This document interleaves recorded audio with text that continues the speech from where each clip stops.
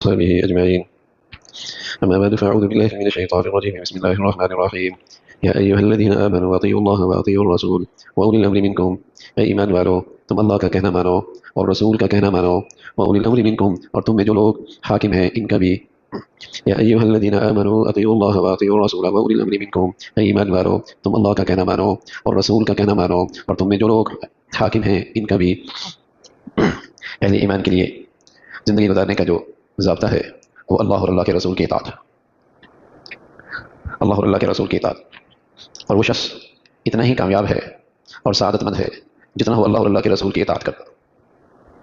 اچھا آدمی وہ نہیں جو اپنی نفس کی اور اپنی آزاد زندگی اختیار کرتا ہے، اچھا اور شریف انسان وہ ہے جو اپنے رب کی بات مانتا۔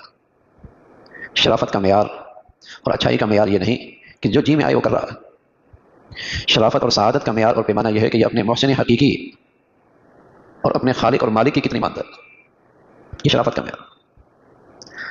تو اللہ تعالیٰ کا ارشاد ہے کہ ایمان والو، اللہ کی مان کے چلو، اللہ کے رسول کی مان کے چلو۔ کچھ احکامات ایسے ہیں جو اللہ کی طرف سے بالکل براہ راست واضح ہیں، اور کچھ احکامات ایسے ہیں کہ جو اللہ کے ارشادات میں واضح نہیں ہیں، ان کی وضاحت اللہ کے نبی نے کی ہے۔ اس لیے فرمایا اللہ کی بھی اطاعت کرو، اللہ کے رسول کی بھی اطاعت کرو۔ مثلا اللہ کریم کا ارشاد ہے نماز پڑھو، قرآن مجید میں ہے، لیکن فجر میں 4 رکعتیں پڑھنی ہیں، اس کی وضاحت اللہ تعالیٰ کے ارشاد میں نہیں ہے۔ اس کی وضاحت اور اس کا حکم اللہ کے نبی نے دیا کہ فجر 2 رکعتیں ہیں، 2 رکعتیں سنتیں ہیں، ظہر اتنی رکعتیں ہیں، اتنے فرائض ہیں، اس کی تفصیل اللہ کے نبی نے دی ہے۔ تو جس طرح اللہ کی اطاعت ہے اسی طرح رسول کی بھی اطاعت ہے۔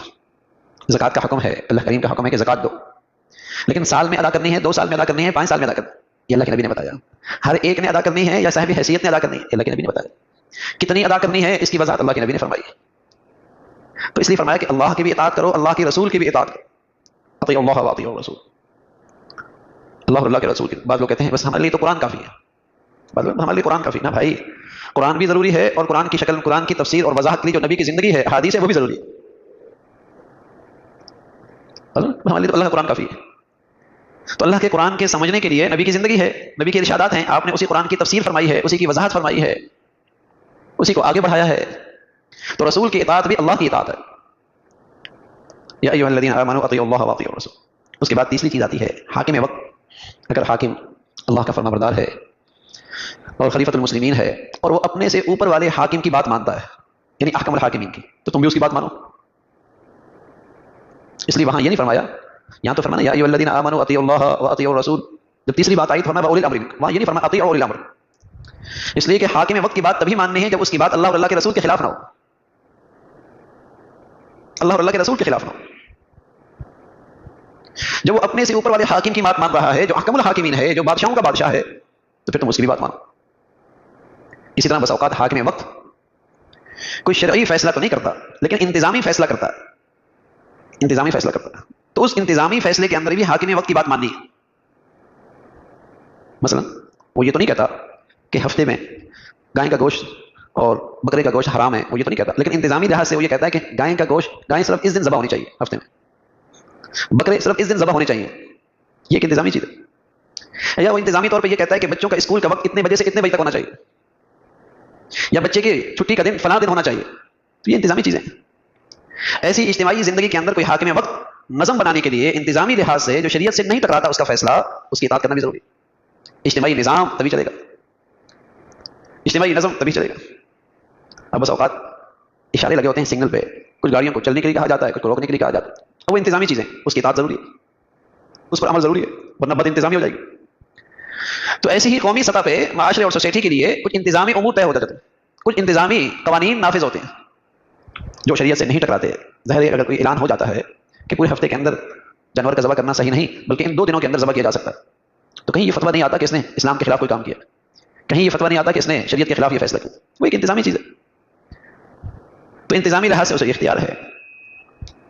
تو فرمایا کہ اللہ کی اطاعت کرو، اللہ کی اطاعت، رسول کی اطاعت کرو، اور اولی الامر منکم، اور جو تمہارے لیے حاکم وقت ہے اس کی اطاعت۔ اسی طرح اس میں اولی الامر میں حاکم وقت کے ساتھ ساتھ فقہاء اور علماء بھی شامل ہیں۔ مثلا ریل میں نماز پڑھنا، جہاز میں نماز پڑھنا، اس کی وضاحت نہ قرآن میں ہے نہ حدیث میں، لیکن جو فقہاء ہیں جنہیں اللہ رب العزت نے قرآن حدیث کی مہارت دی ہے اور زندگیاں کھپائی ہیں، انہوں نے قرآن کے اصول کے ذریعے اس قسم کے مسائل کا حل بھی بتایا ہے۔ جیسے کہ آدمی قانون کا ڈگری لیتا ہے اور قانون کی ڈگری کے تحت وہ ایک قانون سے سینکڑوں کیسز حل کرتا ہے، اور سینکڑوں جسے کہیں کہ کیسز کا حل اس کے اندر پیش کرتا ہے، اس لیے کہ اس نے قانون میں مہارت حاصل کی ہے اور اس قانون کی جزیات سے بہت سے کیسز حل کرتا ہے۔ ایسی جنہوں نے اپنی زندگیاں قرآن حدیث پہ لگائی ہوتی ہیں، قرآن کے قوانین اور ضابطوں کی روشنی میں آنے والے مسائل کا حل پیش کرتے ہیں۔ ایک آدمی سفر کر رہا ہے، نماز کا وقت آ گیا، وہ ریل میں ہے یا وہ جہاز میں ہے، تو وہ نماز کیسے پڑھے؟ ایسے ہی ہزاروں مسائل ہیں، جیسے جیسے دنیا بڑھ رہی ہے اور زندگی میں مسائل پیش آ رہے ہیں، اب اس میں وہ کس کی اطاعت کرے؟ یا تو اپنی نفس مانے، اپنی نفس کی مانے، یا کہیں میری اپنی ریسرچ یہ ہے، یا میں نے گوگل میں یوں دیکھا ہے، میری ریسرچ یہ ہے، یا میں نے گوگل میں خود ہی ریسرچ کر لیا ہے۔ تو بھائی گوگل کے اندر تو ہم نے اپنا ابا ماما کا علاج بھی نہیں کرتے، حالانکہ وہاں سارے نسخے لکھے ہوتے ہیں، پھر بھی وہاں کسی بڑے ڈاکٹر سے رہنمائی لیتے ہیں نا بھائی، وہاں بھی رہنمائی لیتے ہیں، خطرہ ہے، زندگی کا مسئلہ ہے، تو یہاں بھی تو ایمان اور دین کا مسئلہ ہے۔ تو پھر آدمی اپنی ریسرچ پہ اعتماد نہیں کرتا، بلکہ اس فن کے ماہرین سے رہنمائی لیتا ہے کہ اس مسئلے کا حل کیا ہے۔ اور یہ مسئلہ شریعت کے لحاظ سے، اس لیے کہ آپ کو شریعت کا علم ہے اور آپ نے شریعت کا علم حاصل کیا ہے اور زندگیاں کھپائی ہیں، اب میری رہنمائی کیجیے۔ تو اسی سلسلے میں فرمایا کہ اللہ اور اللہ کے رسول کی اطاعت بھی ہے اور اولی الامر کی بھی اطاعت، جو تم میں صاحب علم ہے، اصحاب فقہ ہیں، جن کے اندر اللہ رب العزت نے فقاہت کے علم کی اعلیٰ استعداد رکھی ہے، اور وہ بات جو قرآن میں وضاحت کے ساتھ نہیں، احادیث میں وضاحت کے ساتھ نہیں، تفصیل نہیں، ان کی رہنمائی ان سے لے لے، پھر ان کی اطاعت کرو۔ یہ وہ راستے ہیں۔ اگر مسلمان جب اس پہ آتا ہے تو نہ وہ گروہ بندیوں میں رہتا ہے، نہ وہ فرقہ پرستی میں رہتا ہے، نہ فرقہ واریت میں پڑتا ہے، نہ مسلمانوں میں باہمی نفرتیں پیدا ہوتی ہیں، نہ مسلمانوں میں آپس میں جسے کہیں کہ تعصب کی بنیاد پر انتشار اور اختلاف ہوتا ہے، بلکہ ایک اجتماعیت برقرار رہتی ہے۔ لیکن جب ہر آدمی اپنے اینٹ، اپنی جسے کہیں کہ ایک انچ کی اپنی ایک دائرہ دین کا بنا لے گا اور نئے نئے مسائل میں اپنے نفس کی، اپنی خواہش کی رائے لے گا، تو پھر تو فرقہ واریت ہوگی، تو فرقہ واریت ہوگی۔ اگر قرآن کی اس ہدایت پہ عمل کی جائے تو مسلمانوں میں وہ ایک اجتماعیت رہے گی، مسلمانوں میں ایک اتفاق رہے گا، مسلمانوں میں ایک جسے کہیں کہ ایک مسائل کے معاملے میں آپس میں توازن رہے گا، اعتدال رہے گا، فتنوں سے محفوظ رہیں گے۔ اس لیے کہ فرقہ واریت وہاں ہوتی ہے جب آدمی کی خواہشات کا بیچ میں دخل ہوتا ہے، جب آدمی کے بیچ میں اپنے اغراض شامل ہو جاتے ہیں، جب بیچ میں اپنے مفادات آ جاتے ہیں، اور جب اطاعت اللہ اور اللہ کے رسول کی کرنی ہے، اور جب اطاعت ان لوگوں میں کرنی ہے جو قرآن حدیث کی روشنی میں میرے رہنمائی کر رہے ہیں، تو اس کی تو خوبی یہی ہے کہ پھر مسلمانوں میں اتفاق رہتا ہے، مسلمانوں میں آپس میں اتحاد رہتا ہے، مسلمانوں میں آپس میں اسلامی اخوت رہتی ہے، مسلمانوں میں آپس میں بھائی چارہ رہتا ہے، اور اس قسم کی تمام نفرتوں کی شکلوں سے مسلمان محفوظ رہتے ہیں۔ اللہ تعالیٰ ہمیشہ اپنی اور اپنے رسول صلی اللہ علیہ وسلم کی اطاعت والی زندگی اور اس پہ خاتمہ نصیب فرمائے۔ اللهم لك الحمد كله ولك الشكر كله، اللهم انا على ذكرك وشكرك وحسن عبادتك نستغفر الله ونتوب اليك، نستغفر الله ونتوب اليك، سبحان ربك رب العزة عما يصفون وسلام على المرسلين والحمد لله۔